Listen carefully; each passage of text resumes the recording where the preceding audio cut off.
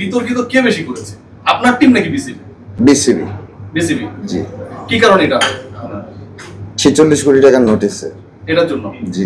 46 কোটি টাকার যে মানে ফিগারটা হইছে, জি, এই রেট তো হচ্ছে আদালত ঠিক করে দেবে, অন্য কেউ না। ওটা ডকুমেন্টটা আমার কাছে এখানে আছে। না, সেটাই বলছি। এটা নিয়ে কি আপনি কথা বলেছেন যে 46 কিভাবে হলো? এটা তো আদালত ঠিক করে। এটা আমার বলার আগে ওনারাই আমাকে উল্টো জিজ্ঞেস করেছে এটা কিভাবে হলো।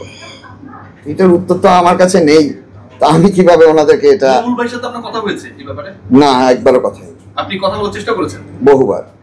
যোগাযোগ করতে পারেন নাই? যে ফোনে একবার দুবার তিনবার কথা হয়েছিল, তখন উনি নানা কাজে ব্যস্ত ছিলেন। আর কিছু সময় উনি আমাকে রিপ্লাই দিয়েছেন যে we will sit down, we will talk, এরকম রিপ্লাই এসেছে। তারপর তো উনি বিদেশেই চলে গেছিল। তারপর থেকে তো উনি বিদেশ যাওয়ার আগে আমি যেমন আমার একটা কথা কি, আমি নোটিশটা পেয়েছি আজকে প্রায় মাসখানিক হয়েছে। তো আমার তরফ থেকে কিন্তু আমি কিছু বলিনি। আমি যেমন আজকে বলছি আপনাদের সামনে কথাটা, কিন্তু তাদের তরফ থেকেই বলা হয়েছে যে 46 কোটি টাকার নোটিশ পাঠিয়েছে। বোর্ডের একজন